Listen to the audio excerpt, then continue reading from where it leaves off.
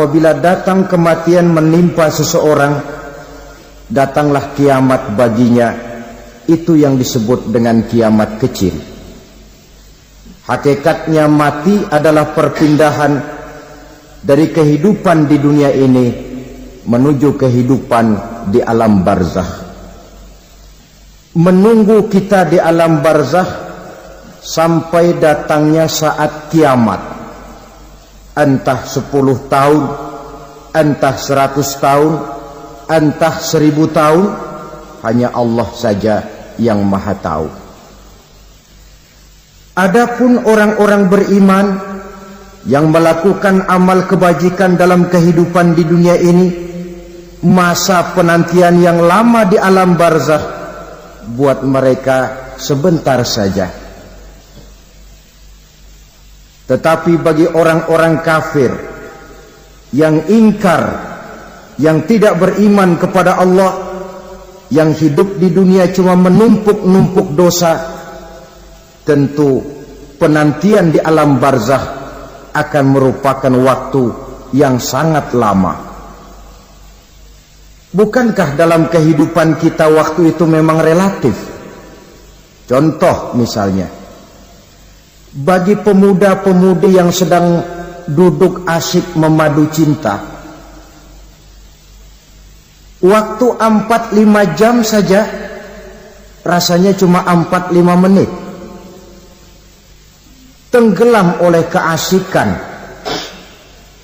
Tapi buat orang yang berbaring di rumah sakit, meratap di balik-balik tembok derita kata lagu,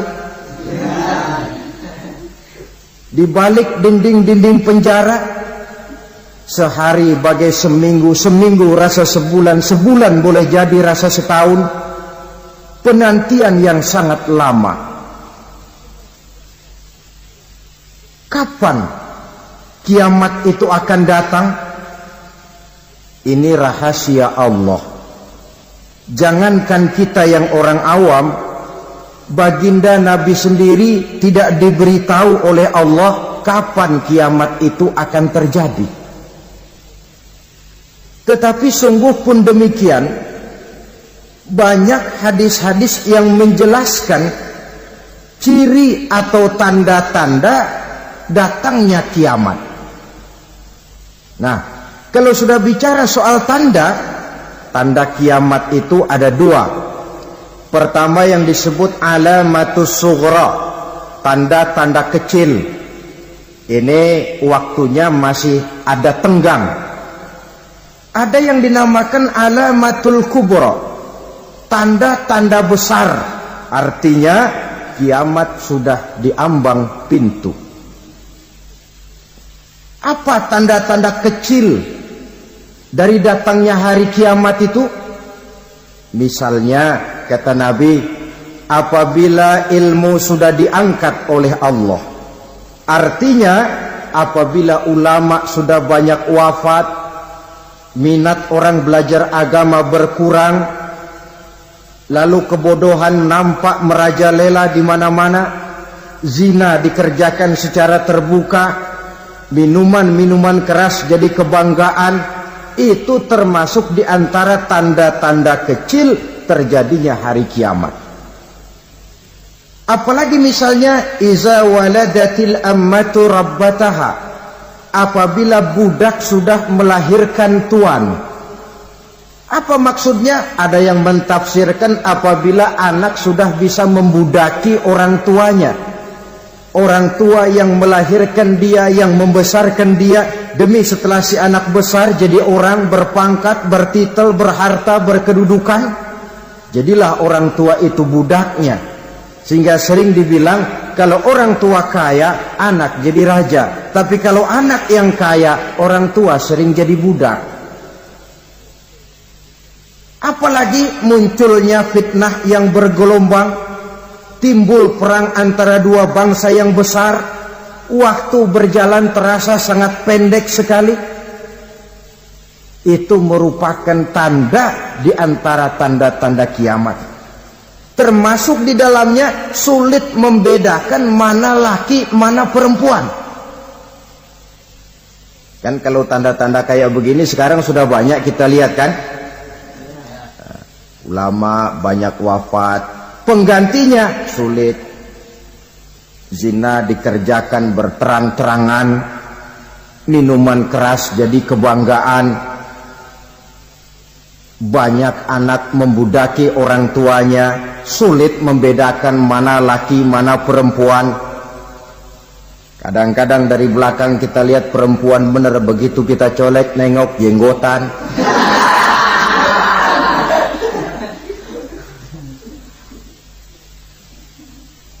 Ini termasuk tanda-tanda kecil.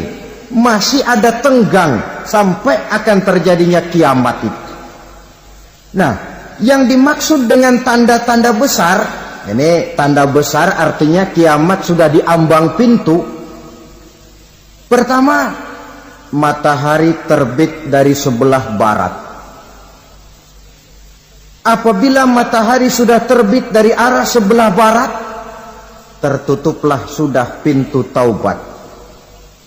Bersabda Nabi kita, la taqumus sa'atu hatta tatlu'a syamsu min maghribiha. Tidak akan datang hari kiamat sampai matahari terbit dari arah sebelah barat.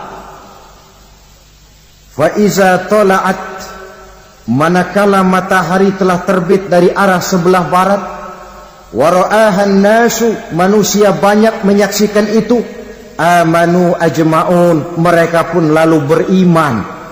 Yang tadinya kafir, yang tadinya ingkar, yang tadinya membangkang, setelah melihat matahari terbit dari sebelah barat, buru-buru beriman, berlomba-lomba mengucap 2 kalimat syahadat. Tapi apa yang terjadi? Kata Nabi, wadzalika hina la yanfa'u nafsan imanuha lam takun amanat min qabl.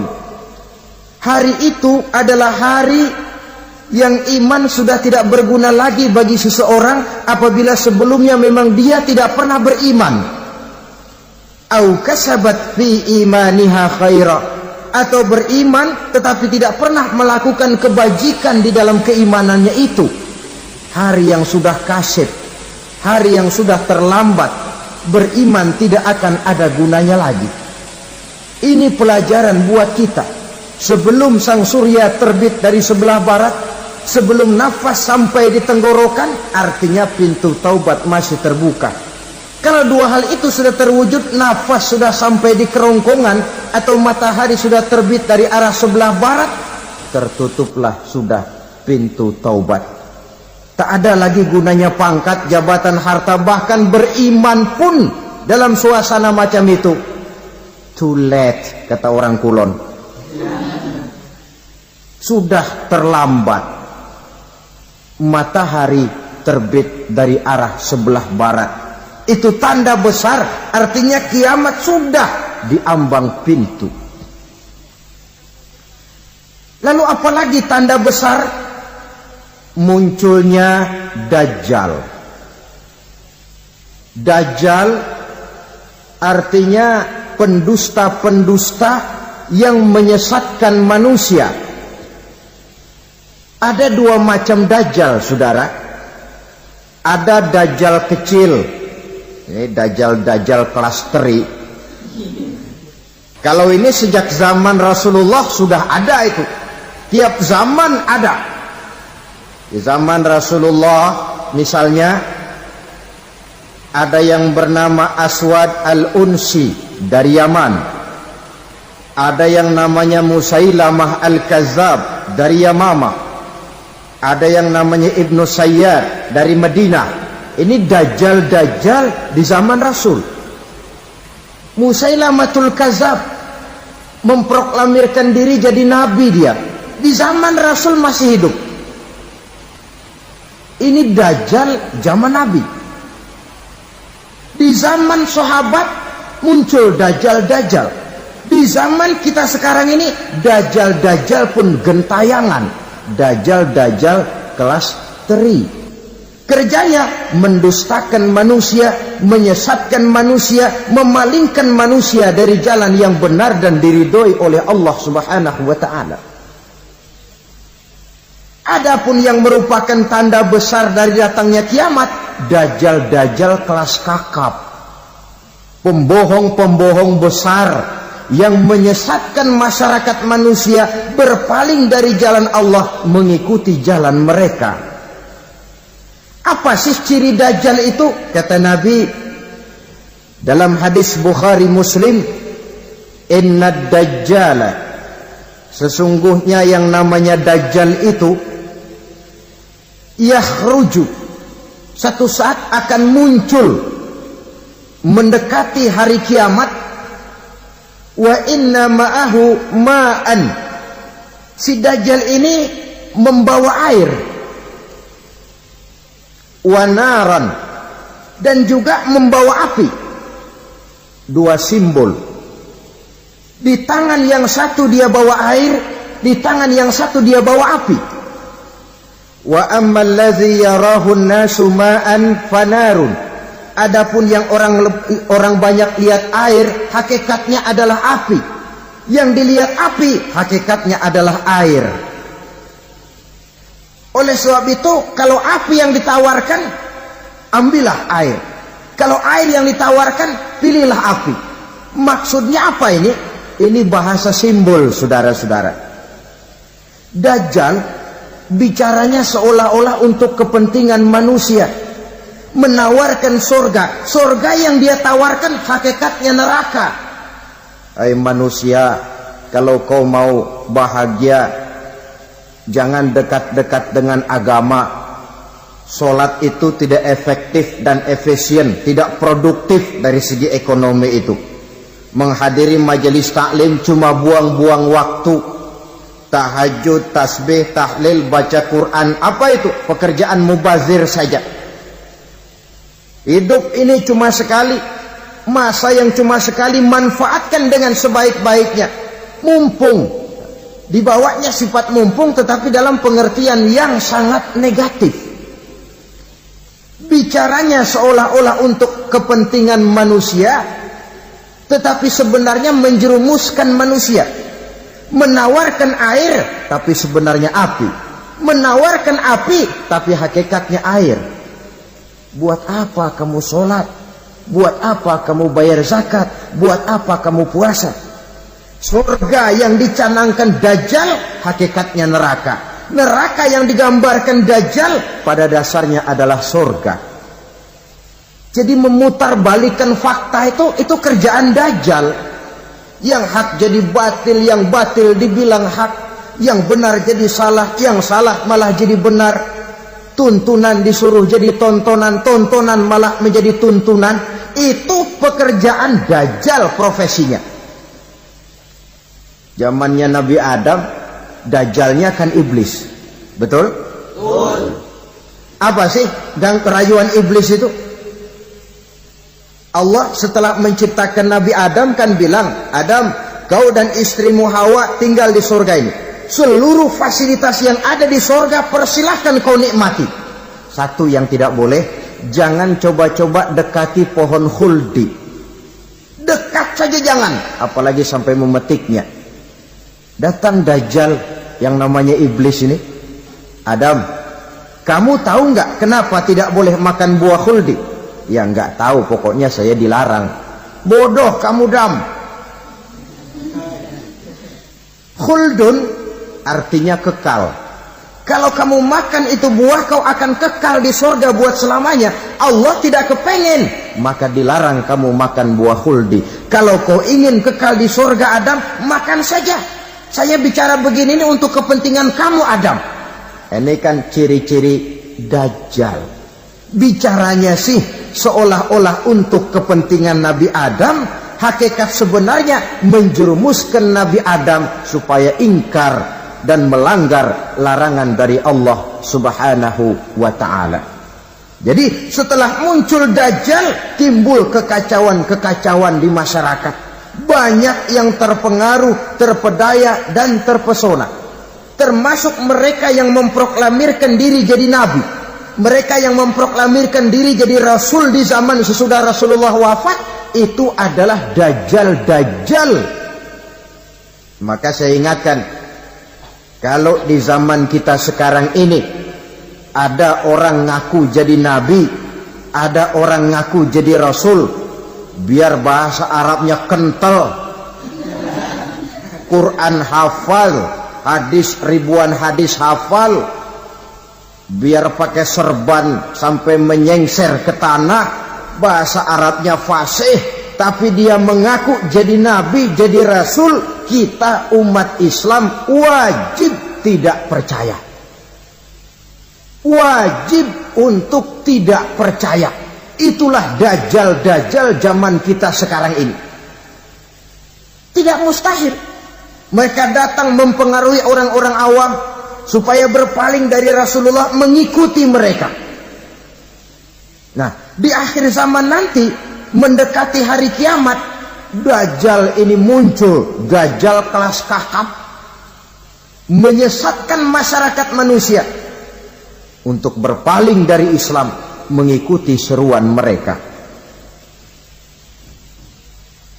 Apalagi di antara datangnya kiamat itu, tanda yang besar itu, turunnya Nabiullah Isa al-Masih, putra Maryam. Menurut berbagai hadis yang sahih, Nabi Isa al-Masih nanti akan turun lagi. Tidak membawa risalah yang baru, tapi meluruskan risalah Islam ini yang telah banyak ditinggalkan oleh masyarakat. Bahkan ada hadis menjelaskan beliau akan membunuh Nabi, mematahkan kayu-kayu salib, lalu melaksanakan haji dan umrah mengikuti syariat Nabi Muhammad, bukan membawa agama baru. Menjadi semacam mujaddid, reformer, menyelamatkan manusia dari bisikan dajjal. Bahkan ada riwayat yang menjelaskan bahwa Nabi Isa berhasil mengalahkan dajjal, mengembalikan masyarakat manusia kembali kepada ajaran Islam yang datang dari Allah, dibawa oleh Rasulullah sallallahu alaihi wasallam. Dengan kata lain, turunnya Nabi Isa bukan sebagai nabi dan rasul baru, tetapi mengikuti syariat Nabi kita Muhammad sallallahu alaihi wasallam. Saudara hadirin, ibu-ibu hadirat yang saya hormati, kemudian apalagi di antara tanda-tanda besar akan datangnya kiamat itu, keluarnya asap atau awan. Kata Nabi, inna min asrati sa'ah dukhanan yamla'u ma bainal masyriqi wal maghrib. Di antara tanda-tanda kiamat, munculnya awan atau asap yang memenuhi antara langit dan bumi. Ini pun diperkuat dalam surah Ad-Dukhan ayat 10. Fartaqib yauma ta'tis sama' bidukhanin mubin fayughshan nas hadza azabun alim. Bagi orang-orang yang beriman, mereka biasa-biasa saja. Tapi bagi orang kufur, datangnya asap dan awan ini merupakan azab yang kelewat pedih. Barangkali sedikit mendekati gambaran tentang azab yang pedih ini, saya ingatkan alam pikiran kita kepada peristiwa yang belum lama terjadi. Pernah dengar berita bocornya reaktor nuklir di Chernobyl, Uni Soviet? Pernah dengar? Nah. Bocornya reaktor nuklir di Chernobyl yang mengakibatkan ratusan bahkan sangat mungkin ribuan nyawa. Cuma satu reaktor. Bagaimana kalau seluruh cadangan nuklir yang dimiliki oleh para negara adik kuasa ini diledakkan?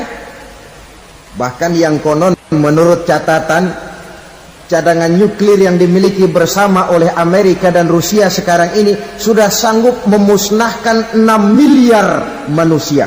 1,5 kali lebih banyak dari jumlah manusia yang nongkrong di permukaan bumi ini. Saudara-saudara hadirin yang saya hormati,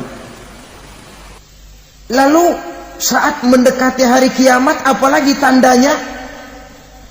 Setelah Nabi Isa wafat, pada saat turunnya yang kedua kali,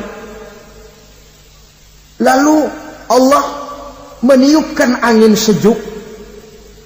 Semua orang-orang beriman, orang-orang baik wafat, sehingga penghuni bumi ini cuma tinggal lagi terdiri dari orang-orang kafir, Tidak ada lagi di bumi ini yang bisa mengucapkan Allah.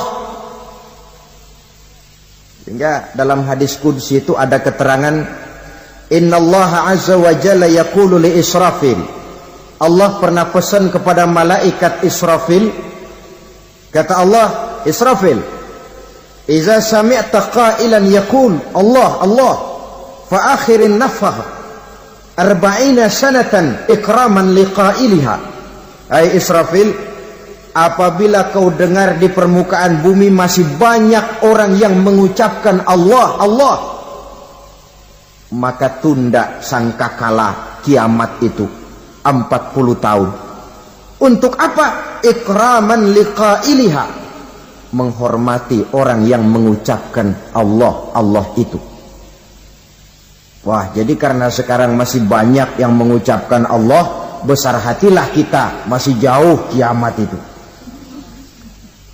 Tapi jangan lupa, kiamat pribadi, kiamat kecil itu yang nggak kita sangka-sangka. Ajal datang mencabut nyawa, itu kiamat pribadi, dan itu yang pasti kita hadapi, dan itu yang membuat kita tidak boleh bersikap main-main di dalam kehidupan sekarang ini. Saudara hadirin yang saya hormati, tidak ada lagi orang-orang muslim. Seluruh penduduk dunia ini kafir. Lalu terciptalah struktur sosial yang berlandaskan prinsip hidup semau gue. Bakal terjadilah prinsip di mana yang kaya menyantap yang miskin, yang kuat menindas yang lemah. Hidup sudah bagaikan di rimba belantara. Berlaku hukum rimba. Siapa yang kuat dia yang menang, siapa yang lemah menjadi mangsa. Timbul kekacauan, maksiat merajalela, munkarat menjadi-jadi. Sehingga isi bumi ini penuh dengan segala macam perbuatan dosa. Tidak ada perlunya lagi alam diperpanjang temponya. Datang saat yang sudah dijanjikan oleh Allah Azza wa Jalla, maka terjadilah yang disebut kiamat kubra, kiamat besar, kiamat hancur-hancuran. Bagaimana kejadian ini dimulai?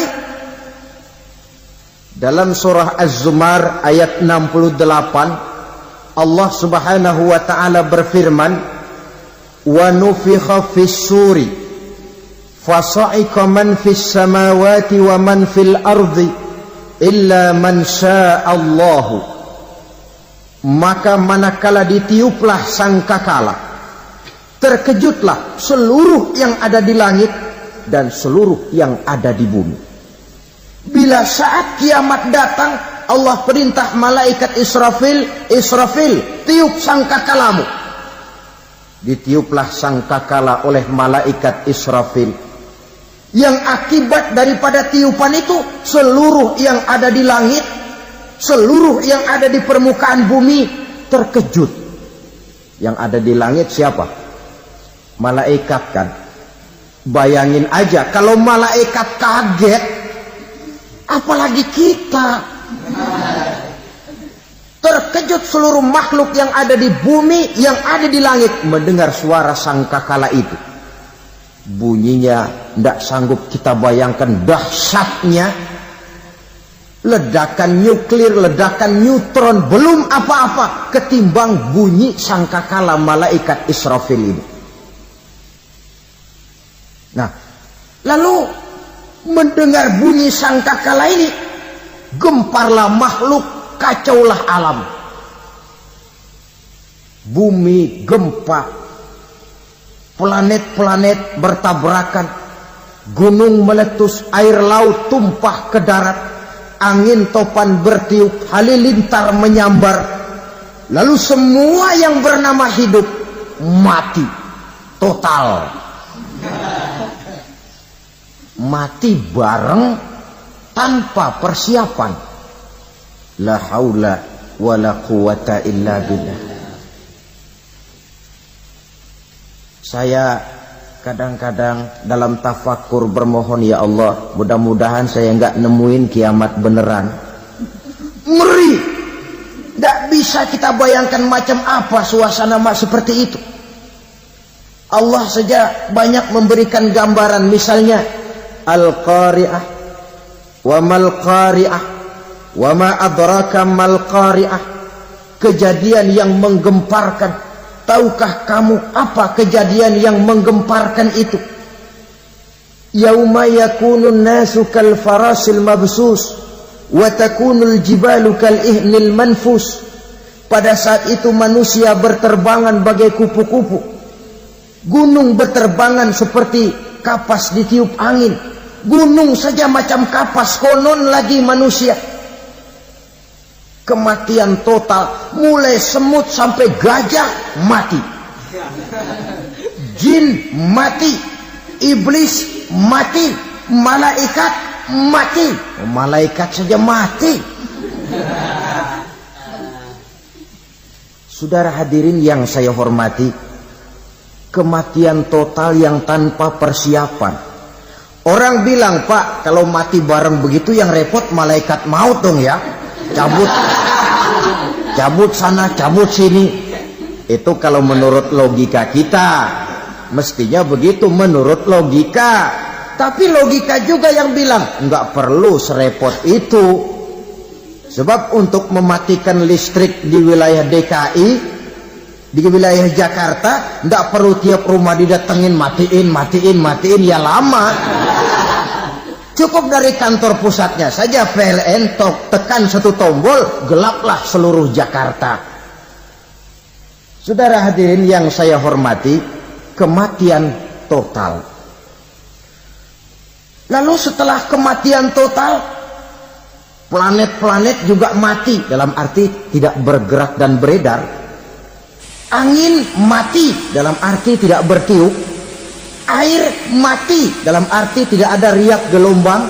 Pokoknya semua mati. Kullu nafsin za'iqatul maut. Semua yang bernafas mati.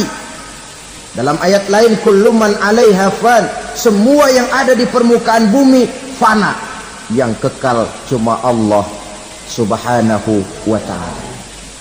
Yang paling belakang mati malaikat maut dan malaikat Israfil. Tapi mati juga sesuai dengan janji Allah. Menurut hadis Bukhari Muslim dari Abi Hurairah, masa tenggang waktu antara kematian total pada tiupan sangkakala pertama dengan proses kebangkitan pada tiupan sangkakala kedua 40 lamanya. Tidak dijelaskan oleh Abi Hurairah 40 jam, apa 40 hari, apa 40 tahun. Hadis-hadis cuma menyebutkan 40 saja. Sunyi alam, yang tinggal cuma Allah saja lagi. Ketika itu Allah berseru-seru, katanya, limanil mulkul yauma. Siapa para penguasa hari ini?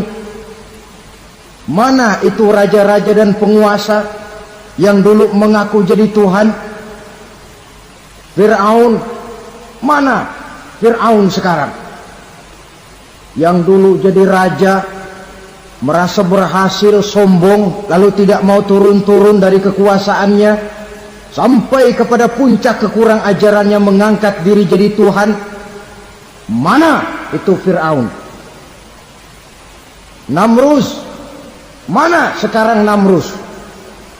La ilaha illa ana. Ternyata tidak ada Tuhan lain selain daripada aku, kata Allah. Proses kemudian, saudara-saudara, turunlah hujan dari langit. 40 lamanya hujan itu. Tidak jelas juga 40 jam apa 40 hari. Setelah air turun membasahi, datanglah tiupan sangkakala yang kedua. Semua yang bernama mati bangkit dari kuburnya masing-masing. Ini yang disebut Yaumul Ba'thi, hari kebangkitan. Allahu Akbar. pada saat kita bangkit dari kubur kita masing-masing, kumpul di padang mahsyar namanya. Bayangin aja, saya sendiri nggak sanggup bayangin. Manusia sejak zaman Adam sampai zaman kiamat kumpul bareng di tempat sama. Berapa banyaknya itu?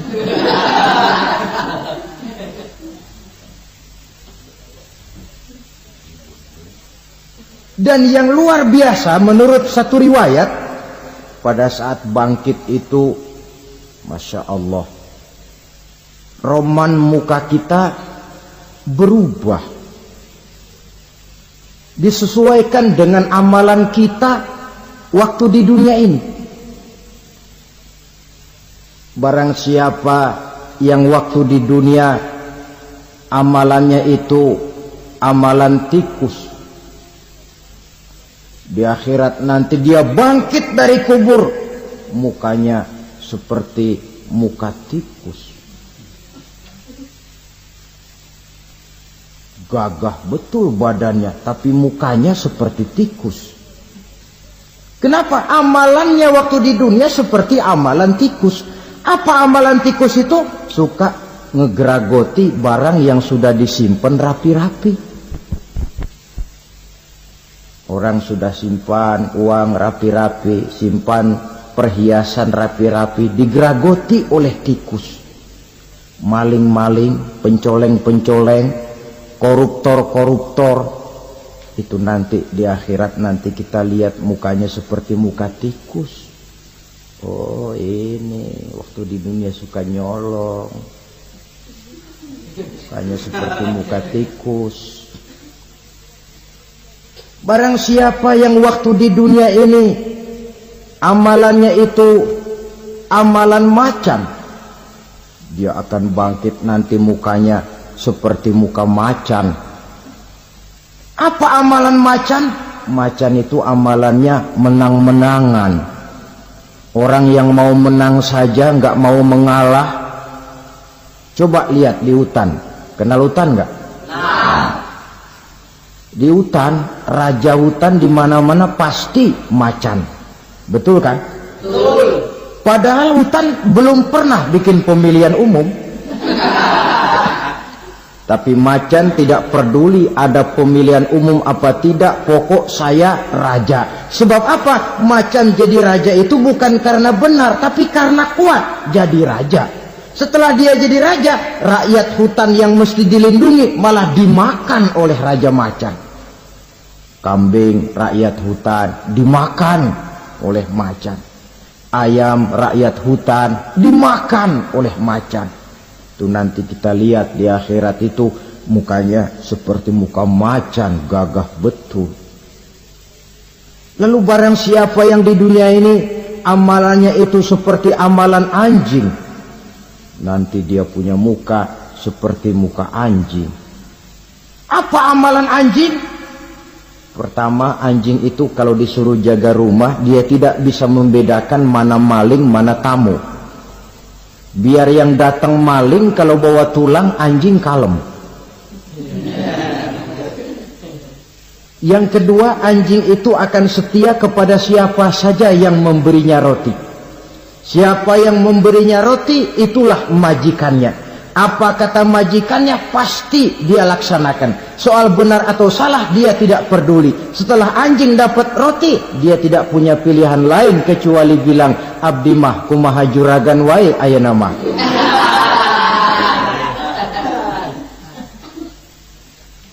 Saudara hadirin yang saya hormati, berkumpul di padang mahsyar, tiap orang sibuk dengan persoalannya masing-masing. Matahari waktu itu didekatkan oleh Allah, panas luar biasa. Ada yang saking panasnya itu mencucurkan peluh keringat sampai sebatas mata kakinya. Ada yang keringatnya sampai sedengkulnya, ada yang keringatnya sampai sepusatnya, ada yang keringatnya mengalir sampai sebahunya, ada yang kelelap oleh keringatnya sendiri. sementara orang di sampingnya nggak apa-apa. Bergantung lagi amalan dia waktu di dunia ini. Saudara-saudara, sebagian orang dalam kepanikan padang mahsyar berombong-rombong datang mereka menghadap Nabi Adam. Ya Adam, anta abal bashar. Hai Adam, Tuhan adalah bapak moyang manusia. Kami sebentar lagi akan disidang, dimintakan pertanggungan jawab. Tolonglah kami, hai Adam.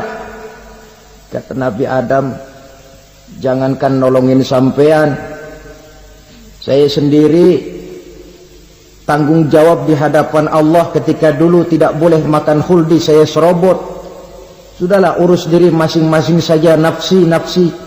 Begitu kata Nabi Nuh, begitu kata Nabi Ibrahim. Tiap orang bertanggung jawab sendiri-sendiri. Ketika itulah saudara-saudara, nikmatnya menjadi umat Nabi besar Muhammad sallallahu alaihi wasallam. Sebab apa? Walaupun menurut abjad kita ini umat paling belakang, kan paling belakang kita ini toh, karena Nabi Muhammad adalah Nabi akhir, tapi akan dihisab lebih dulu, lewat di atas sirat lebih dulu, masuk surga lebih dahulu ketimbang umat-umat belakangan.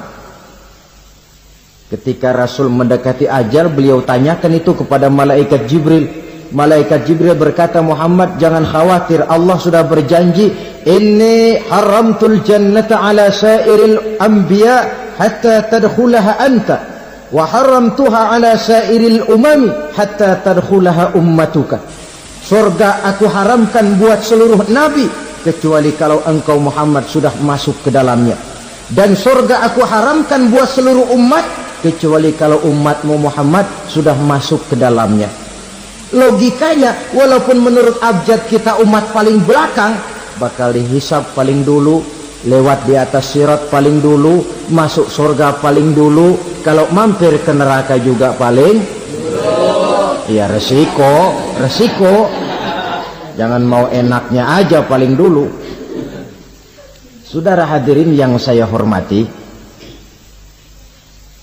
setelah masa kebangkitan itu jangan dikira begitu bangkit langsung diperiksa. Masih menunggu, menanti ribuan tahun perhitungan padang mahsyar untuk sampai kepada proses yang disebut yaumul hisab, hari perhitungan. Seorang demi seorang bakal dipanggil. Bayangkan saja, kita se-RT saja di absen, kadang-kadang perlu waktu lama. Ini manusia sejak zaman Nabi Adam sampai datang hari kiamat, satu demi satu disidang di hadapan Qadhi Rabbul Jalil. Status sosial copot sudah waktu itu. Yang pernah jadi hartawan di situ tidak lagi kelihatan kehartawanannya. Yang pernah jadi jenderal tidak lagi dipanggil jenderalnya. Yang ustadz tidak lagi dipanggil al-mukarramnya. Seluruh status sosial selesai. Dipanggillah kita seorang demi seorang menghadap Qadhi Rabbul Jalil. Bagaimana proses penghisaban itu? Pertama, proses tanya jawab. Di antaranya ada hadis menyatakan, lan tazula qadama 'abdin yaumal qiyamah hatta yus'ala an arba'i khisalin. Besok di hari kiamat tidak akan bergeser telapak kaki seorang hamba sampai dia ditanya lebih dulu tentang 4 persoalan. Tentang ilmunya, kemana ilmu itu diamalkan. Tentang umurnya, di mana umur itu dihabiskan. Tentang masa mudanya, kemana masa muda itu dipakai. Tentang hartanya, dari mana harta itu didapat dan kemana harta itu dibelanjakan. Ini termasuk proses tanya jawab. Jadi kalau istilah pengadilan dunia, nama Fulan bin Fulan. Kamu waktu di dunia diberikan umur panjang untuk apa? Pernah mengalami masa muda, kemana kau habiskan masa remajamu? Kau diamanahkan ilmu, dengan apa ilmumu kau amalkan? Kau diberikan harta, dari mana harta kau dapat, kemana kau belanjakan? Tak seorang pun yang bisa mungkir. Sebab apa? Dikala itu yang menjadi saksi bukan orang. Yang menjadi saksi adalah seluruh anggota badan kita. Tangan bicara, kaki jadi saksi terhadap seluruh amalan yang pernah kita kerjakan pada saat kehidupan di alam dunia ini. Selesai proses tanya jawab, lalu diperlihatkan buku catatan kita waktu hidup di dunia ini. Jangan lupa Allah itu menyiapkan 2 superkomputer kepada kita. Sebelah ditempelin sebelah kanan, yang sebelah tempelin di sebelah kiri. Komputer itu namanya Raqib dan Atid. 2 malaikat yang apabila baik kita lakukan, refleks saja akan menulis kebajikan kita. Jahat kita kerjakan, akan tertulis. Catatan itu nanti diperlihatkan kepada kita. Waduh, alangkah malunya pada saat diperlihatkan catatan kita, buku rapot kita merah melulu. Barangkali diperiksa sambil diomelin, brengsek lo. Buku merah melulu begini, bagaimana waktu hidup di dunia? Tidak cukup diperlihatkan buku catatan kehidupan, rekaman kehidupan. Rekaman kehidupan kita secara utuh sejak terlahir sampai ajal datang merenggut nyawa. Barangkali mirip dengan video sekarang ini, di mana terekam dengan baik seluruh kegiatan kita sejak yang sekecil-kecilnya sampai kepada yang sebesar-besarnya. Untuk kemudian kita pun menerima balasan. In khairan fa khairun wa in syarran fa syarrun. Kalau baik ya baik balasannya, kalau jahat ya jahat juga balasannya. Catatan-catatan kita diberikan. Kalau banyak kebajikannya diberikan di tangan kanan dengan cara yang halus. Kalau banyak kejahatannya diberikan dari sebelah kiri atau dilempar dari belakang. Itulah sebabnya sejak di dunia ini kita sudah mohon kepada Allah. Ketika berwudu membasuh tangan kanan, apa kita bilang? Allahumma a'tini kitabi biyamini wa hasibni hisaban yasira. Ya Allah, berikan saya kitab di tangan kanan, dan kalau saya memang perlu dihisap, hisaplah saya yang seringan-ringannya. Tangan kiri berlindung kita kepada Allah. Jangan sampai diberikan kitab di tangan kiri atau dari arah sebelah belakang. Wa a'udzubika an tu'tiya kitabi bishimali aw min wara'i zuhri, dari arah sebelah belakang. Na'udzubillah min dzalik.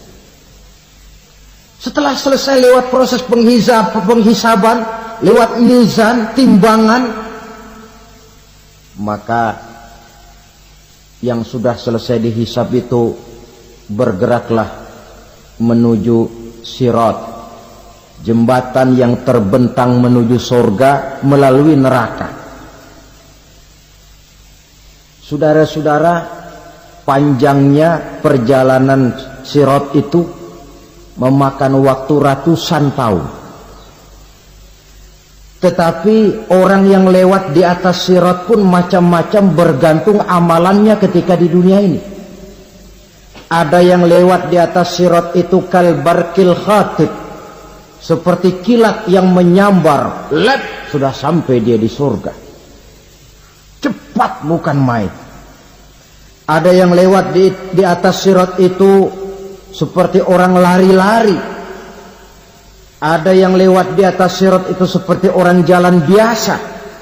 Ada yang sambil merangkak, ada yang sambil ngesor, ada yang sambil gelayutan, ada yang selamat sampai ke ujung ke surga, ada yang tergelincir jatuh masuk ke dalam neraka, bergantung amalannya dalam kehidupan di dunia sekarang ini.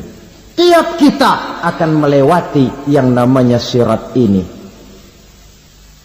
Saudara-saudara kaum muslimin yang saya hormati,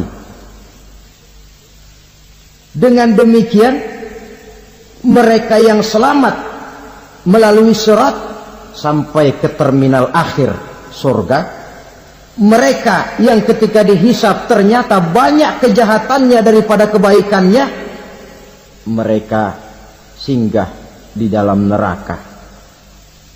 Nah, adapun orang-orang yang beriman menurut ayat Quran dan hadis Nabi itu nanti ada bermacam-macam. Ada orang beriman itu yang dimasukkan surga. Ada orang beriman itu yang dimasukkan ke dalam surga. Ada orang beriman itu yang disebut penduduk surga. Kenapa lain-lain, Pak? Karena waktu di dunia amalannya juga lain-lain. Ada orang beriman yang masuk surga. Ini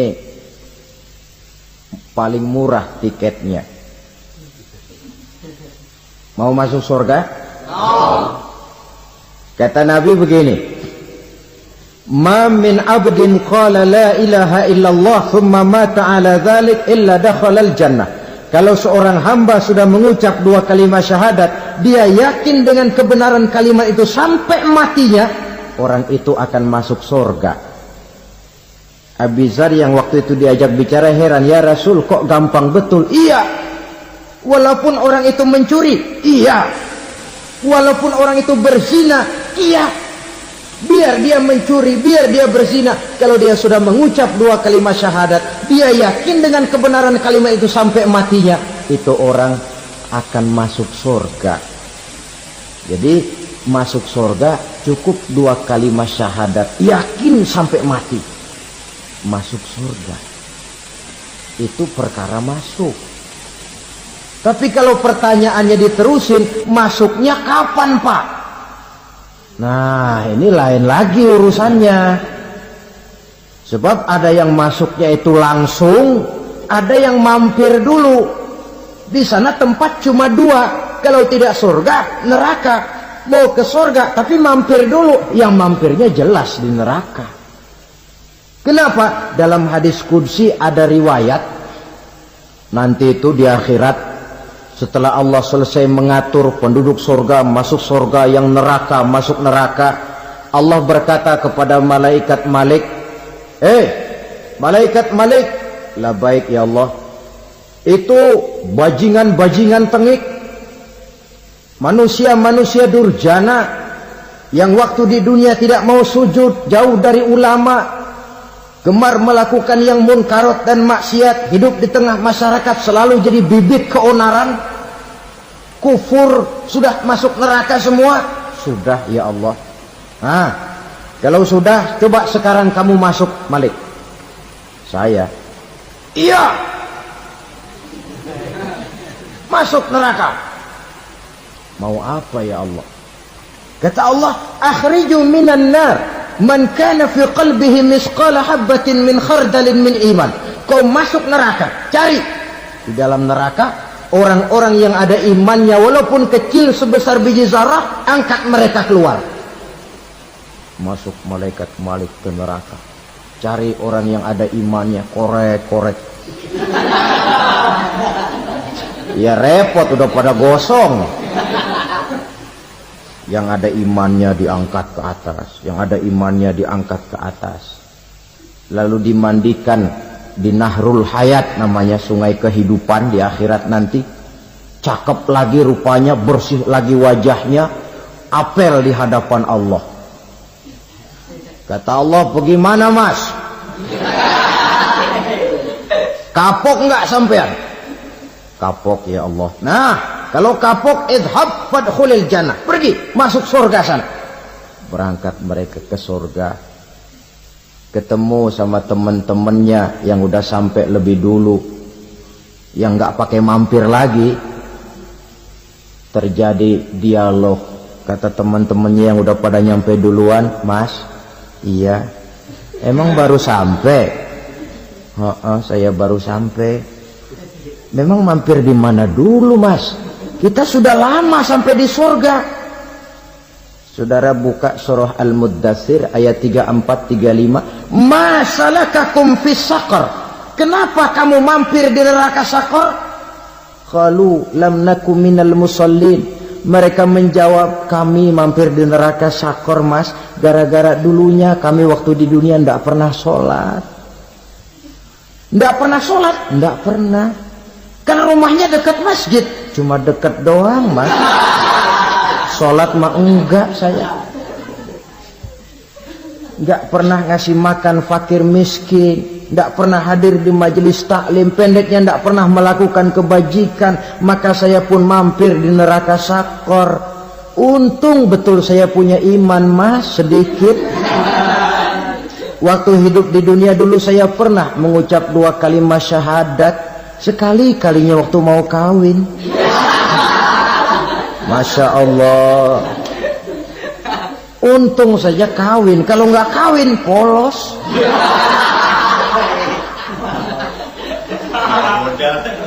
Itu juga pengulu sudah setengah mati ngajarin. Asyhadu alla, asyaduaan, asyaduaan.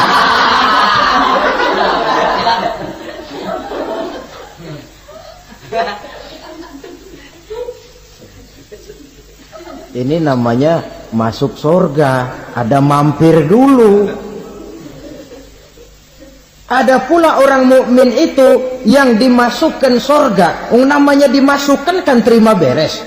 Saya masuk ke rumah, jalan sendiri, cari tempat sendiri. Saya dimasukkan ke dalam rumah, terima beres, pokok ada di dalam, itu dimasukkan namanya. Nggak pakai mampir.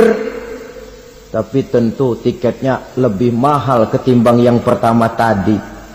Apa kata Allah? Innal ladzina amanu wa amilus solihat la ukaffiranna anhum sayyi'atihim wa la udkhilannahum jannah. Sesungguhnya orang-orang yang beriman kemudian beramal soleh, kami hapuskan segala dosa dan kesalahannya, kami masukkan mereka ke dalam surga. Lihat ayatnya, Allah yang memasukkan, kita yang dimasukkan. Tidak pakai transit, tidak usah mampir. Cuma tidak cukup syahadat, tidak cukup amanu, tapi diiringi dengan wa'amilus salih. Iman, amal. Tidak cukup syahadat, lalu dibuktikan dia sholat, dia zakat, puasa, lalu dia melakukan berbagai macam kebajikan. Ini yang menyebabkan dia tidak pakai mampir di tempat yang bernama Saqar. Lalu ada pula orang mukmin itu yang disebut penduduk surga. Wah, ini sudah VIP ini. Ashabul jannah, penduduk surga. Siapa mereka? Kata Allah, innal ladzina amanu summa istaqamu fala khaufun 'alaihim wala hum yahzanun ulaika ashabul jannah hum fiha khalidun.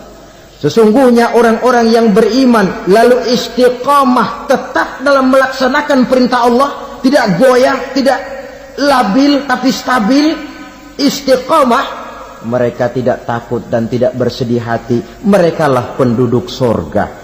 Iman, istiqamah. Tidak punya duit, sembahyang. Banyak duit, sembahyang. Miskin, sembahyang. Kaya, tetap sembahyang. Istiqomah. Kadang orang kalau susah rajin ke masjid, banyak duitnya ngelihat masjid melengos. Itu yang dibilang waktu miskin hamba Allah, setelah kaya jadi hamba harta. Bergeser, tidak ada nilai istiqomahnya. Saudara-saudara, dengan begitu penduduk neraka itu dua. Ada penduduk permanen, ada penduduk yang semi permanen. Yang semi permanen orang-orang beriman yang mempunyai dosa besar. Mereka masuk ke neraka untuk menerima azab sesuai dengan dosanya. Bila selesai masa azab itu, mereka akan diangkat untuk ditempatkan kembali ke dalam surganya Allah Subhanahu wa ta'ala. Nah, dikala itulah saudara-saudara, ada yang disebut syafaat dari Rasulullah Sallallahu Alaihi Wasallam. Tapi tentu jangan lupa syafaat ini ibarat kain, menambal dia Kita punya kain bolong-bolong sedikit, syafaat yang menambal. Sholat kita ada kurang dikit, sedekah kita ada campur riak dikit, amalan kita ada tidak karena Allah dikit, kita berharap syafaat. Jadi biarlah kain masih bolong-bolong, yang penting punya kain. Tapi kalau kainnya tidak ada, yang ditambal apanya? Sholat tidak, puasa tidak, zakat tidak, berharap syafaat saja. Ya, terlalu berlebihan itu. Saudara hadirin yang saya hormati, apabila selesai proses penghisaban, proses penghitungan, maka dikala itulah manusia terbagi dalam dua kelompok besar. Fariqun fil jannah wa fariqun fis sa'ir. Sekelompok orang-orang beruntung yang masuk ke dalam surga, dan sekelompok lagi masuk ke dalam neraka. Akan memakan waktu untuk menceritakan sifat surga dan neraka, tapi insya Allah pada kesempatan pertemuan lain saya sampaikan. Namun sebagai gambaran umum cukuplah saya sampaikan sebuah hadis qudsi. Allah jelaskan, a'dadtu li'ibadiyas salihin ma la aynun ra'at wa la uzunun sami'at wa la khatara fi qalbil bashar. Aku sediakan buat hamba-hambaku yang soleh, yang tidak pernah terlihat oleh mata, tidak pernah terdengar oleh telinga, dan belum pernah terdetik dalam hati manusia. Jadi kenikmatan surga belum pernah dilihat mata, belum pernah didengar telinga, belum pernah terdetik dalam hati. Pedihnya azab neraka belum pernah terlihat mata, belum pernah terdengar telinga, belum pernah terdetik dalam hati. Saudara hadirin yang saya hormati, oleh karena itu sebagai uraian akhir daripada kiamat ini, marilah sama-sama kita memanfaatkan hidup dengan sebaik-baiknya, supaya jangan timbul penyesalan di hari kemudian nanti. Mudah-mudahan kita seluruhnya diselamatkan Allah dari azab neraka dan mendapat surga dan ridhonya. Bapak-bapak, ibu-ibu, saudara-saudara kaum muslimin rahimakumullah. Murai di dahan dan koko ayam di kandang, dunia ini penuh dengan berbagai macam kesibukan. Sejak dari petani yang turun ke ladang, pedagang yang berangkat ke pasar, pelajar yang menuju sekolah, sampai kepada pegawai yang berangkat ke kantor, seluruhnya tidak lain untuk mencari sesuatu yang bernama bahagia. Setiap orang menginginkan kebahagiaan, dan tidak seorang pun menginginkan kesengsaraan dalam kehidupan ini. Namun nyatanya tidak setiap orang yang ingin bahagia mengetahui jalan yang harus ditempuhnya untuk sampai kepada kebahagiaan itu. Maka pada kesempatan pertemuan kali ini, saya ingin menyampaikan sebuah hadis dari junjungan kita baginda Nabi besar Muhammad sallallahu alaihi wasallam, yang termuat dalam kitab Mukhtarul Ahadis An-Nabawiyah, di mana beliau bersabda, arba'un min sa'adatil mar'i. Ada 4 perkara yang merupakan tanda dari orang bahagia. Saya mau tanya, di antara saudara-saudara yang hadir di sini, apa ada yang kepengen jadi orang sengsara? Seluruhnya tentu ingin mendapatkan kebahagiaan. Maka menurut resep dari Nabi kita, tanda orang bahagia itu 4. Jadi kalau saudara ingin bahagia, harus mempunyai 4 perkara ini. Yang pertama, orang bahagia itu kata Nabi, darun wasi'un. Punya rumah biar bagus asal gede. Enak ngaturnya, daripada sudah punya rumah kecil, adanya di pinggir kali, gubuk, kalau hujan bocor, miring lagi, kiamat. Loh, kalau gitu Islam materialis dong. Hadis ini boleh diartikan dengan makna hakiki, arti yang sebenarnya, boleh diartikan dengan makna majazi, arti kiasan. Kalau dia diartikan dengan arti kias, maka yang dimaksud darun wasi'un ay qalbun wasi'un. Rumah yang luas tidak lain daripada hati yang lapang. Karena di situ kunci kebahagiaan yang sebenarnya. Walaupun kita cuma tinggal di petak berukuran 2 kali 3 meter, kalau hati kita luas rasanya rumah itu. Tapi biar rumah kita halamannya saja puluhan ribu hektar, ada kolam renangnya, kamar tidurnya tidak lagi terhitung. Kalau hati yang menempati rumah itu sempit, maka akan terasa sempit jugalah rumah itu.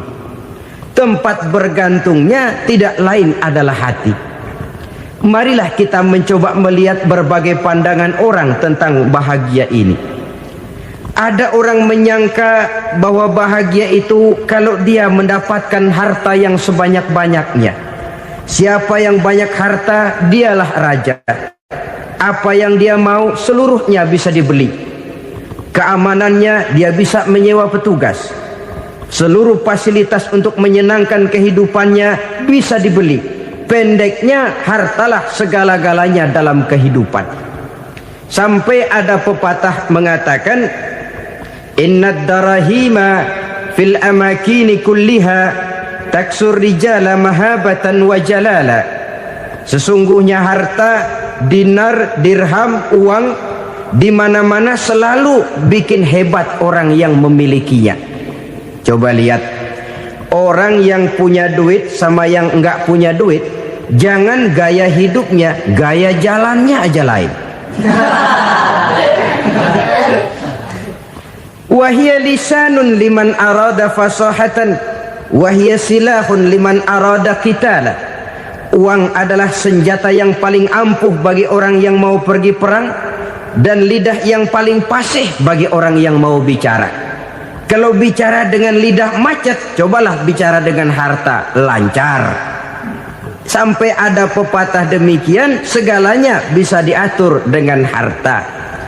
Maka di kalangan orang yang berpandangan semacam itu, seluruh kegiatan hidupnya hanya terfokus kepada bagaimana mengumpulkan harta yang sebanyak-banyaknya. Tidak peduli halal haram, tidak kenal sore pagi siang dan malam, tidak sempat sujud, jauh dari agama, jauh dari kehidupan yang bersifat ruhaniyah, jauh dari Allah dan sebagainya. Sampai dalam Al-Quran dikelompokkan dalam kelompok yang dinamakan lumazah. Allazi jama'a malahu wa'addadah yahsabu anna malahu akhladah. Mereka mengumpulkan harta sebanyak-banyaknya dan menyangka bahwa harta yang banyak itu dapat mengekalkan hidupnya, mengekalkan kekayaannya, mengekalkan kebahagiaannya. Saudara hadirin yang berbahagia, kalau pandangan hidup ini benar, artinya kalau harta memang merupakan satu-satunya hal yang dapat membuat orang bahagia, tentu di rumah mewah tidak akan pernah ada tangis derita. Tentu di satu tempat di mana fasilitas hidup serba menunjang tidak ada yang namanya penderitaan. Tapi suka dan duka, sedih dan gembira, senyum dan tawa adalah milik setiap orang, baik dia punya harta maupun dia tidak punya harta.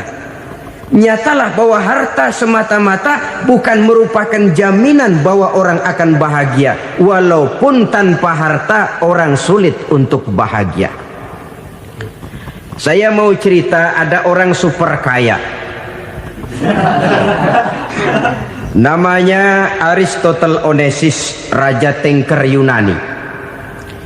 Dia punya kapal tanker saja konon sampai 11 banyaknya. Punya perusahaan penerbangan yang disebut Olympic Airlines.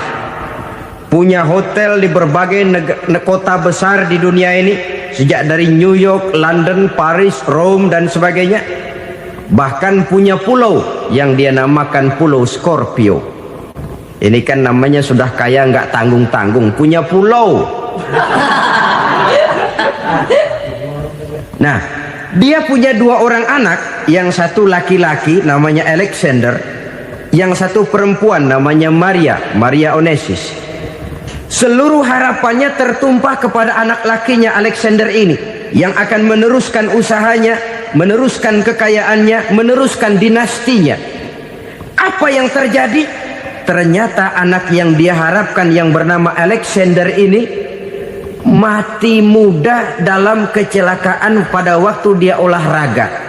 Apa olahraganya? Namanya olahraga anak orang kaya, golongan jet set. Olahraganya olahraga pesawat terbang. Jatuh, ya nggak kapungut, habis mati. Tinggal satu anak perempuannya, Maria Onassis. Tapi anak perempuan ini juga malah urakan. Terakhir dia pacaran, bahkan kemudian kawin sama orang Rusia. Rupanya Aristotle Onassis ini broken. Kekayaannya yang berlimpah ruah, perusahaannya yang begitu banyak, siapa yang akan meneruskan? Siapa yang akan menggantikan?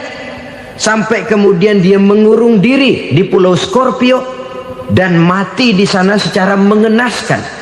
Seorang multijutawan, seorang yang super kaya, mati menyendiri di pulau sepi. Ibarat kata pepatah, anak ayam mati di lumbung. Bukan kekurangan makanan, keurugan makanan. Begitu kehidupan Aristotle Onassis. Dan banyak orang-orang yang sudah demikian kaya sampai dibingungkan oleh kekayaannya sendiri. Telusurilah kehidupan David Rockefeller misalnya, Henry Ford misalnya, Adnan Khashoggi misalnya. Multi jutawan yang kadang-kadang dibuat keder oleh kekayaannya sendiri.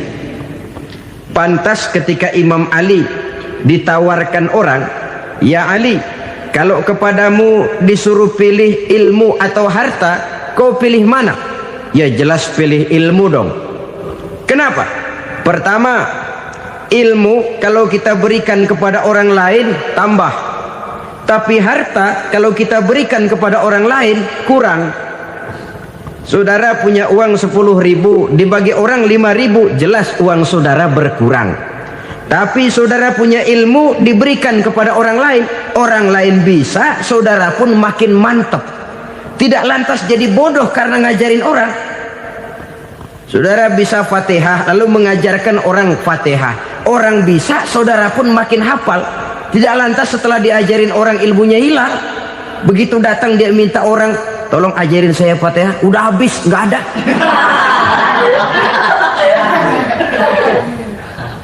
Yang kedua kata Imam Ali, ilmu menjaga kita.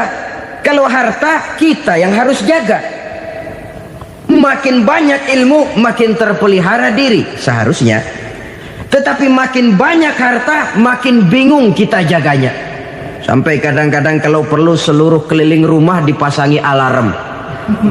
Belum cukup disewakan anjing besar-besar, pasang di depan pintu, awas anjing galak. Masih belum cukup juga, cari centeng tukang-tukang kepruk jaga rumah. Masih terasa belum aman, padahal rumahnya dikelilingi tembok besar. Di balik tembok ada pintu-pintunya tebal. Di balik pintu itu terbuka masuk kamar, kamar pun ada pintunya, pintunya pun kuat. Masuk ke dalam kamar ada lemari, lemarinya pun pintunya kuat, dikunci, kuncinya pun kuat. Tapi terhadap seluruhnya yang timbul cuma sekedar was-was saja. Kesimpulannya sekali lagi, tanpa harta orang memang sulit untuk bahagia. Tapi harta semata-mata tidak merupakan jaminan orang akan bahagia. Dengan hati yang luas, itu modal utama untuk mencapai kebahagiaan hidup. Orang yang hatinya luas, saudara-saudara, punya hati yang lapang, melihat kenyataan hidup ini, dia bersyukur senantiasa kepada Allah.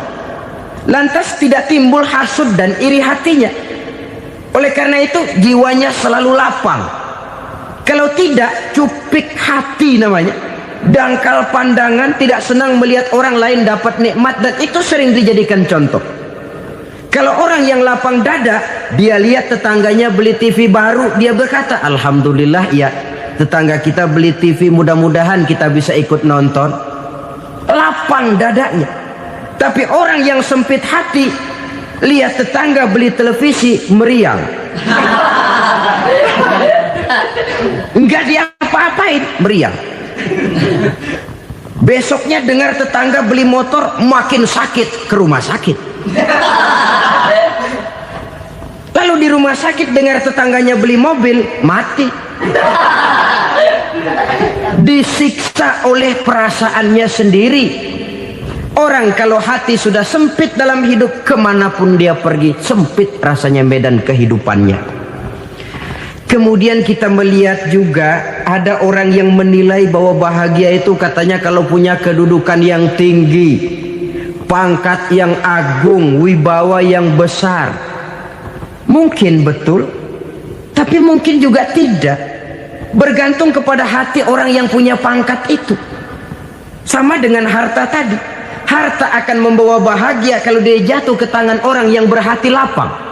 Tapi harta akan jadi bencana kalau jatuh ke tangan hati orang yang sempit.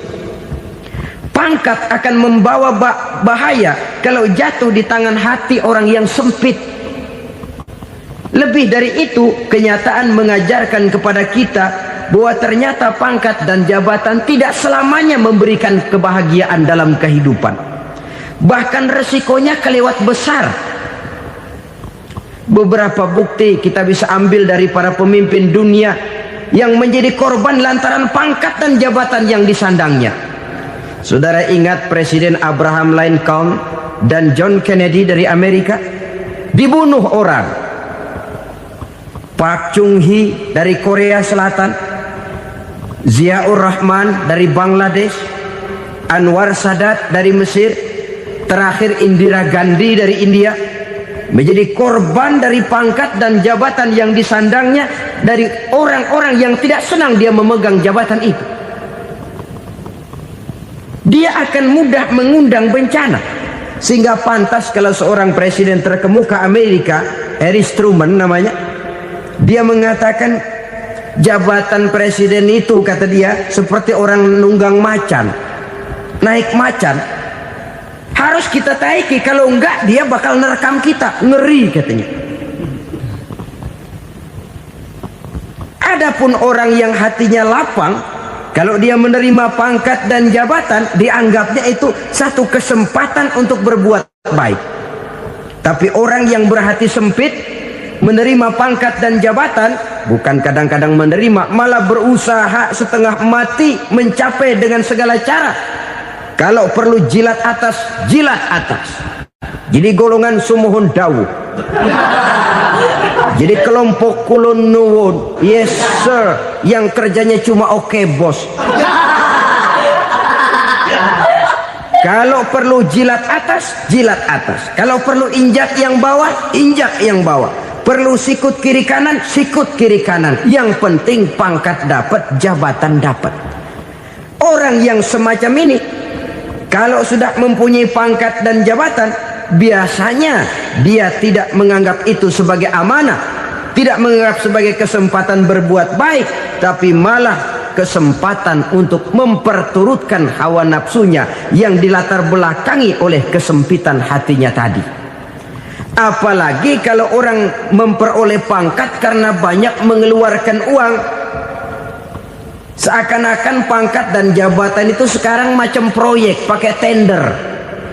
Siapa yang berani bayar segini, naik. Nggak berani, minggir. Padahal logikanya, kalau orang mencapai satu jabatan karena banyak mengeluarkan uang, hampir bisa dipastikan bahwa setelah jabatan itu dia pegang, langkah pertama yang akan dilakukannya ialah berusaha bagaimana uang yang dia keluarkan supaya kembali. Ya paling kurang pulang modal dulu dong. Soal mikirin rakyat soal nanti, tapi ini modal harus pulang. Itu celakanya kalau orang memperoleh pangkat dan jabatan cuma karena banyak mengeluarkan uang.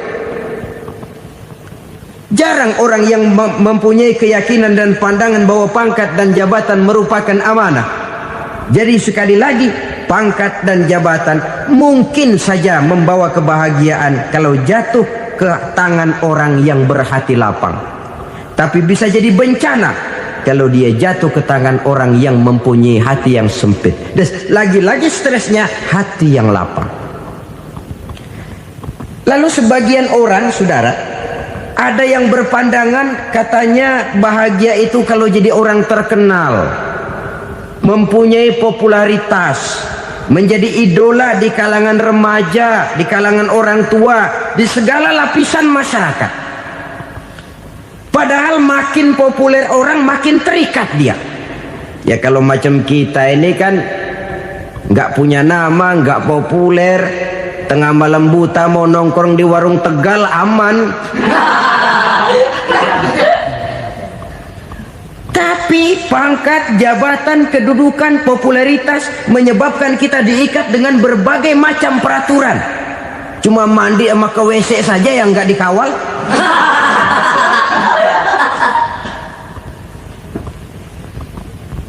Benarkah popularitas, ketenaran membawa kebahagiaan? Mungkin, ya, tapi mungkin juga tidak. Kenapa? Banyak orang-orang populer yang mengakhiri hidupnya secara tragis. Kita ambil beberapa nama. Di Amerika tahun 60-an ada bintang seksi paling terkenal yang dijuluki sex bomb, bom seks. Sampai sekarang jadi legenda, namanya Marilyn Monroe. Singkatan double-nya itu inisialnya MM, Marilyn Monroe. Terkenal, top, sampai dia mati tahun 62. Namanya sekarang masih saja dibicarakan orang. Kenapa dia bunuh diri? Tidak punya hartakah dia? Banyak. Kurang populerkah dia? Seluruh dunia mengenalnya. Sejak rakyat kecil sampai pejabat tinggi dia punya hubungan. Kenapa? Jenuh. Dia terlahir dalam keadaan yatim. Setelah itu tidak lama dia berangkat remaja, ibunya meninggal. Pindah dari wanita asuh ke wanita asuh sampai 12 orang ibu angkatnya. Dan kekecewaan yang paling parah, setiap laki-laki yang dekat dengannya hanya seperti kapal berlabuh. Datang dan pergi silih berganti. Padahal dia merindukan seseorang yang bisa melindungi hidupnya. Dia rindukan itu dan dia tidak pernah menemukan. Itu yang akhirnya menyebabkan dia minum pil tidur kelewat dosis, minum obat tidur kebanyakan. Ya tidur terus sampai sekarang.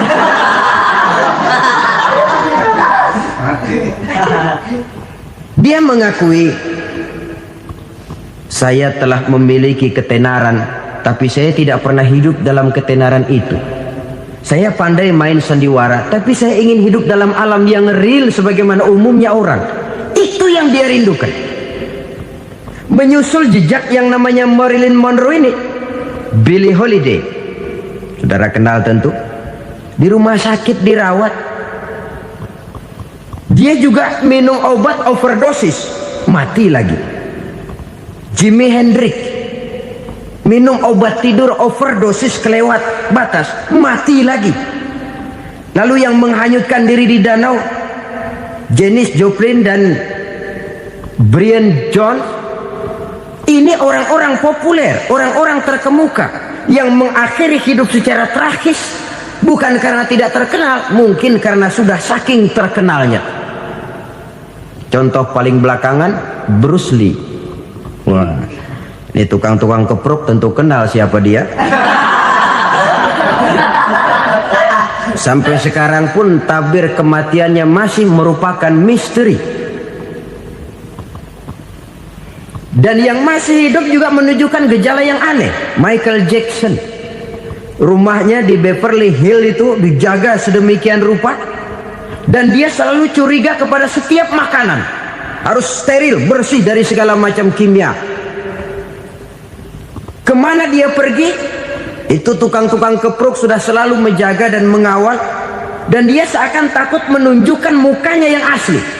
Hingga kalau tampil ke tengah di luar show, dia kadang memakai pakaian yang tidak menunjukkan dia yang sebenarnya, takut dikenali orang. Ternyata popularitas sering jadi momok yang meracuni kehidupan manusia. Oleh karena itu, benarlah junjungan kita pada saat beliau mengajarkan orang akan bahagia kalau dia mempunyai hati yang lapang.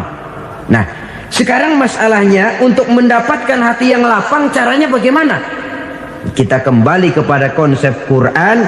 Allah mengajarkan, ala inna bi dzikrillahi tatmainnul qulub. Ketahuilah bahwa dengan banyak mengingat Allah, hati akan tenang, jiwa akan lapang. Dengan kata lain, dekat dengan agama, merasakan kehadiran Allah dekat dalam hidup, itu muara pertama untuk mencapai hati yang lapang. Ala inna bi dzikrillahi tatmainnul qulub. Jangan macam orang sekarang ingin mendapatkan ketenangan lalu tapak di puncak gunung, di gua-gua, di tempat sepi. Iyalah kalau nggak ada ular. Kalau tergigit ular berbisa, ketenangan belum, mati jelas itu. Islam positif untuk mendapatkan ketenangan. Ala inna bi dzikrillahi tatmainnul qulubi. Bahwa ketahuilah bahwa dengan banyak mengingat Allah, hati akan tenang, jiwa akan lapang, nuansa pikiran akan luas. Karena yang namanya bahagia ada dimanapun manusia berada. Di kampung ada bahagia, di kota ada bahagia, di ngarai, di lembah, di gunung, di hutan, di lautan, di angkasa luar, dimanapun bahagia itu ada kalau kita bermodalkan hati yang lapang ini. Dan hati akan lapang kalau kita dekat dengan agama. Dekat dengan harta buat sementara hati mungkin tenang, tapi ketenangan yang relatif dan temporer.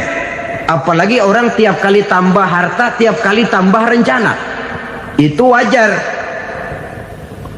Mungkin sebelumnya saudara berpikir, kalau punya duit 5.000 enak nih. Begitu punya duit 5.000, aduh sayang kalau 10.000 aja. Tiap kali tambah harta, tiap kali lain rencana. Makin banyak rencana, makin menjauhkan kita dari yang namanya ketenangan. Padahal ketenangan merupakan unsur utama untuk mencapai bahagia. Dan ketenangan itu bermuara dalam hati manusia. Tengoklah kehidupan ini. Orang yang banyak harta dengan orang miskin, berbedakah rasa sakit yang mereka tanggungkan? Rasanya tidak. Walaupun si kaya tidur di kasur empuk berselimutkan sutra mahal, sementara si miskin meringkuk di balai bambu yang keras dan kasar. Apabila maut datang, dia juga tidak pernah pilih bulu. Maut datang menjemput si kaya di singgasana keemasannya, dikelilingi oleh para pengasuh, dayang dan idang serta para pengawal. Dan maut pun datang menjemput si miskin papa, sehingga ia tergelepar di tepian jalan. Kedua-duanya bernama mati. Kalau nyata bahwa sakit yang ditanggung si kaya tidak beda dengan sakit yang ditanggung si miskin, bukan harta semata yang membuat orang bahagia. Hati yang tenang, jiwa yang lapang penuh kedamaian, karena banyak berzikir dan mengingat Allah, itu merupakan modal utama untuk mencapai sesuatu yang bernama bahagia.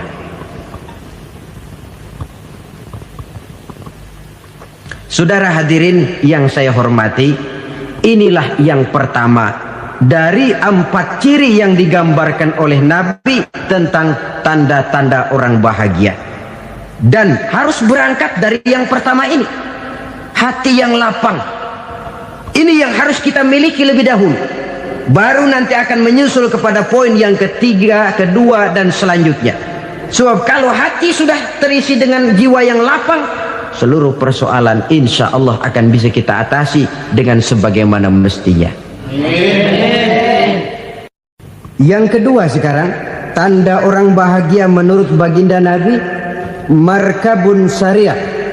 Orang bahagia itu, kata beliau, punya kendaraan biar cepat asal lancar.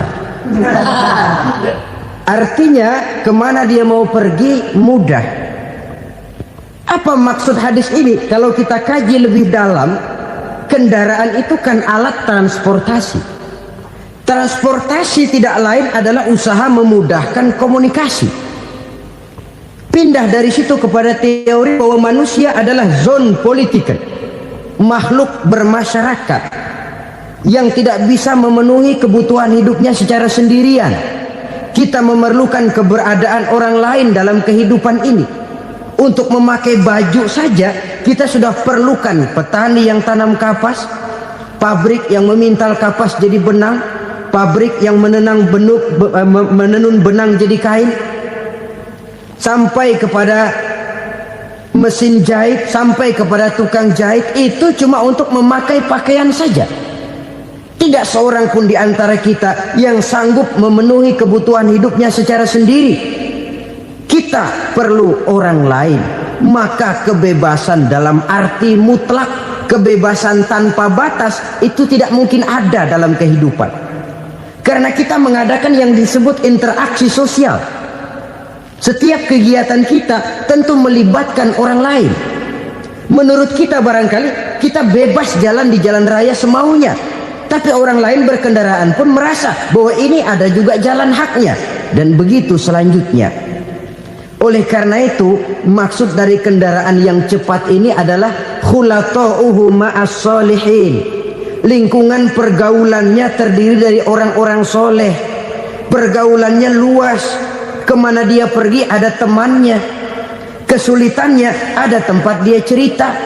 Dan kesulitan kalau sudah diceritakan kepada orang lain, taruh kata orang itu tidak bisa menolong, namun menceritakannya kepada orang yang kita percayai, kan paling kurang sudah mengurangi beban jiwa, mengurangi tanggungan batin, merasa masih ada tempat kita cerita. Maka lebih baik orang awam yang mau bergaul ketimbang orang setengah alim tapi ngunci pintu. Sebab nantinya akan timbul sikap picik, cupik pandangan, dan tidak luas menghadapi kenyataan dalam kehidupan ini. Namun yang harus kita garis bawahi, pergaulan memang mesti luas. Namun jangan sekali-kali lupa bahwa pergaulan sangat besar pengaruhnya dalam ikut membentuk kepribadian manusia. Sehari-hari bisa kita bilang, kalau kita dekat sama tukang minyak wangi, sekalipun nggak dibagi minyaknya, baunya tentu dapat. Betul? Tapi dekat sama tukang elas, walaupun nggak kena apinya, asapnya mesti kena. Kalau Syauqi mengatakan lebih jelas lagi, man asyaral asyrafa asa musyarrafan wa muasyiral anzali ghairu musyarrafin. Awalam taral jildal hakira muqabbalan bisagri lamma sara jildal mushaf. Siapa yang bergaul dengan orang mulia, dia bakal ikut menjadi mulia. Tapi siapa yang berteman dengan orang hina, dia tidak bakal ikut menjadi mulia. Tidakkah kau lihat, kata Syauqi, kulit kambing yang hina pun dicium orang ketika menjadi kantong Quran. Kulit kambing hina, kalau dia sendirian gak ada yang mau cium. Tapi begitu dia bergaul dengan Quran, menjadi kantong Quran, dipakein minyak wangi, ditaruh di tempat yang tinggi, mau diambil dicium dulu, dibawa dengan penuh hormat dan hati-hati. Kulit kambing yang hina lantaran berteman dengan Quran, numpang mujur. Tapi coba lihat kalau kulit kambing berteman dengan kayu, jadi beduk, habis. Zohor dikemplang, asar dipukul. Itu pun sedikit saja, cuma salah milih teman. Yang temannya Quran dihormati orang, yang temannya kayu lantaran jadi beduk, gelap-gelap subuh orang udah kemplangnya.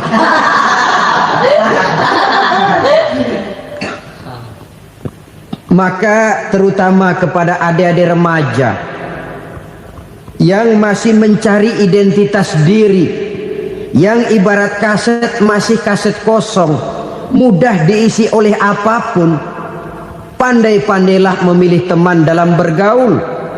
Karena banyak orang yang tadinya baik-baik, ketika terseret dalam pergaulan dengan orang yang tidak baik, kebaikannya menjadi lentur dan luntur.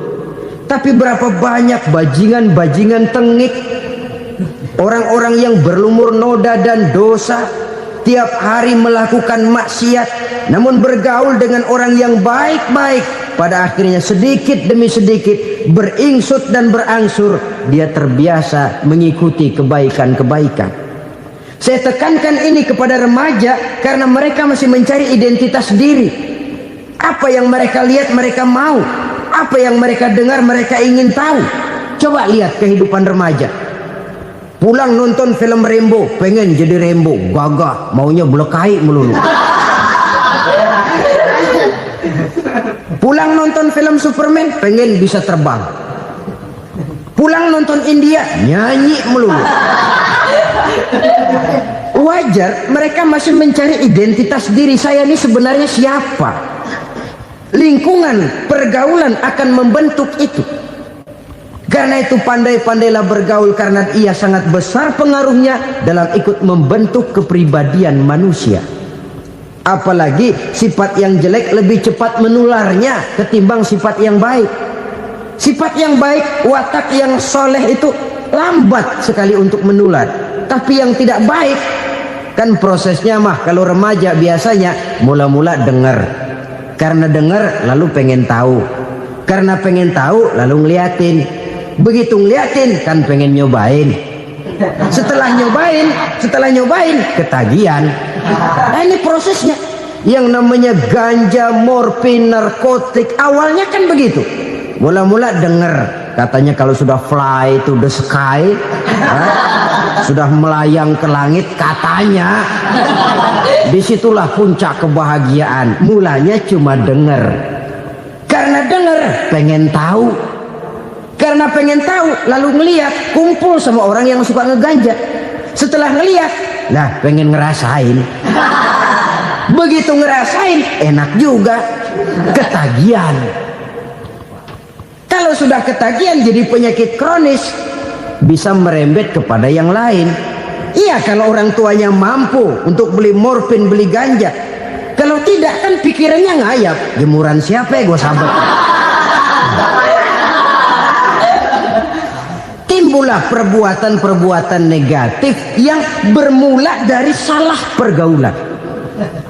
Apalagi buat adik-adik remaja yang tinggal di kota-kota besar, yang pengaruh budaya, pengaruh kesenian, pengaruh struktur kehidupan yang nampak makin individualistis, di mana persaingan tajam, tensi ekonomi tinggi, orang mudah mengalami stres. Pandai-pandailah dalam bergaul, sekali lagi karena ia sangat besar pengaruhnya dalam ikut membentuk kepribadian manusia. Orang bahagia punya kendaraan yang cepat, artinya punya pergaulan yang luas, dan lingkungan pergaulannya terdiri dari orang-orang yang soleh. Kemana dia pergi ada teman, kesulitannya ada tempat dia cerita. Tapi kalau sudah menyendiri, hidup sendiri, kesulitan dipikiri sendiri, bisa mati belum waktunya. Tidak ada tempat berbagi rasa, tidak ada tempat bercerita, tidak ada tempat mengurangi beban dalam kehidupan.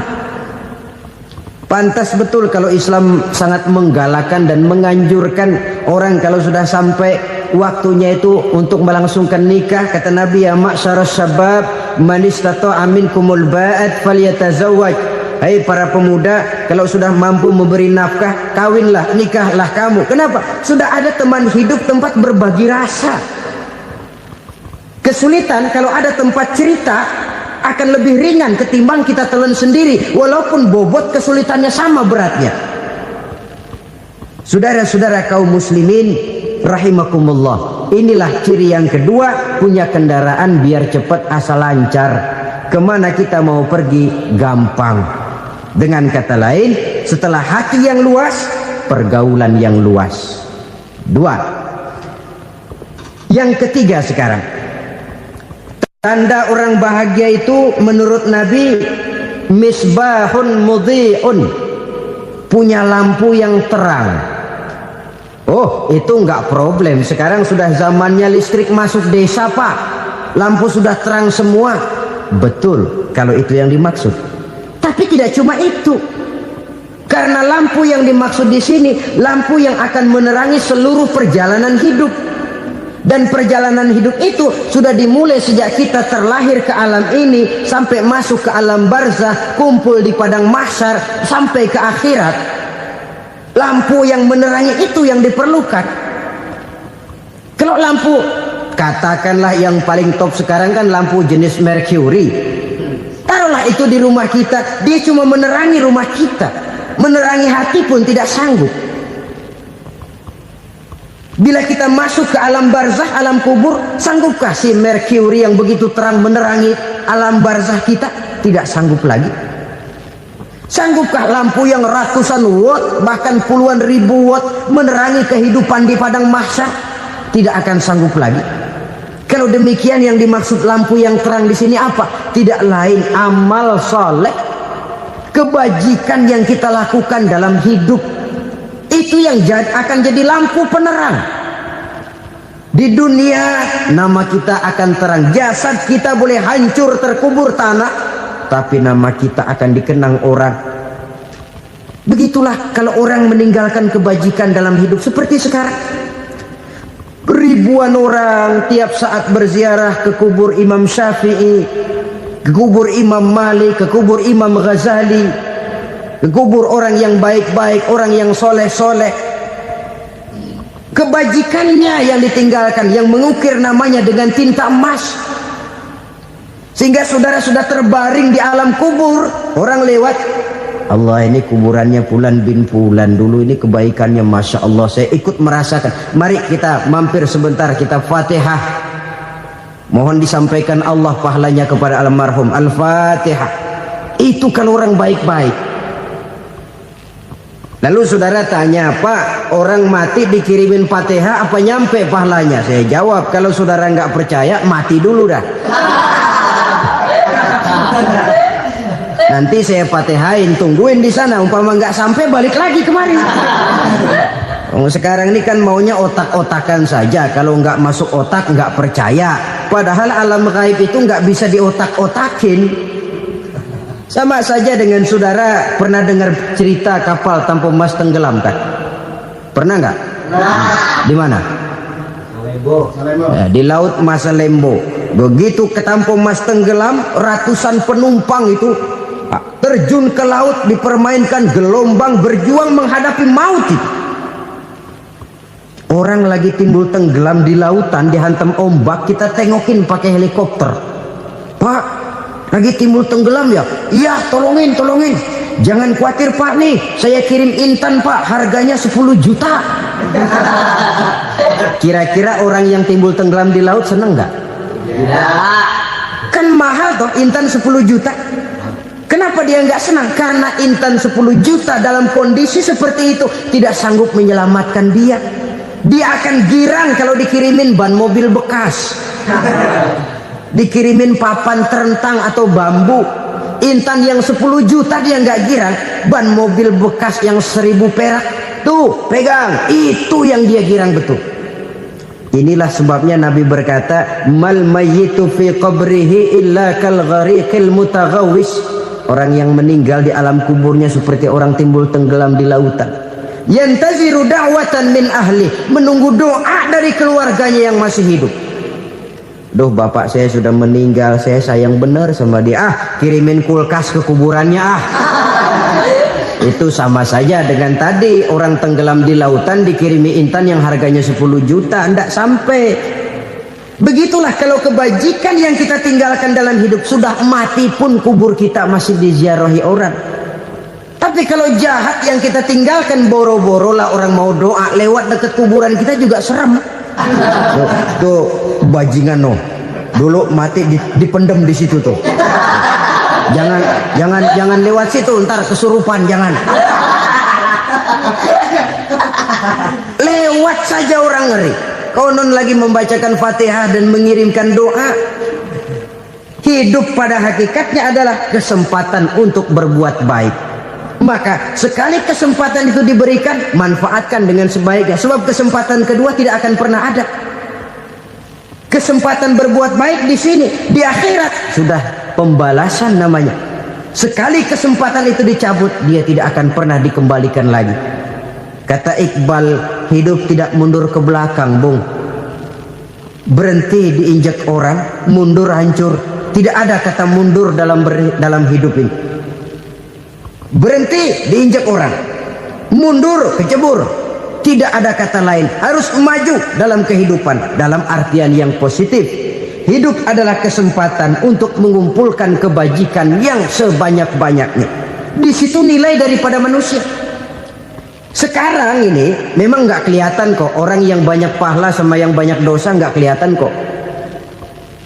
Barangkali kalau habis bikin dosa palanya pada benjol, mungkin orang takut sama dosa. Tapi sekarang sama saja, orang yang banyak dosa dengan yang nggak banyak dosa jalan bareng dari belakang, sama, nggak kelihatan beda. Tapi ada waktunya di mana pahala memegang peranan, di mana dosa diperlihatkan. Sama saja kalau kita bawa mobil siang, lampu kan nggak begitu berfungsi. Apa lalu bilang, alah ini lampu berat-beratin, copot-copotin aja dah. Tidak perlu begitu. Kenapa? Pada suatu saat malam senja akan datang. Bila matahari terbenam, senja pun datang, gelap mulai merayap, disitulah baru terasa perlunya lampu. Pahala begitu. Sekarang orang yang nggak ada pahalanya nggak kelihatan dalam kehidupan. Tapi pada suatu saat senja kehidupan akan datang. Ajal merenggut nyawa, malam merayap, dan hidup mulai diliputi kegelapan di alam barzah. Dikala itu kalau nggak punya lampu, alangkah malangnya kita. Sebab amal yang baik, kata Nabi, di alam barzah itu akan diciptakan menjadi perempuan yang cantik menemani kita. Amal yang jahat akan menjadi orang yang paling jelek nemenin kita. Sudah di tempat gelap yang nemenin jelek.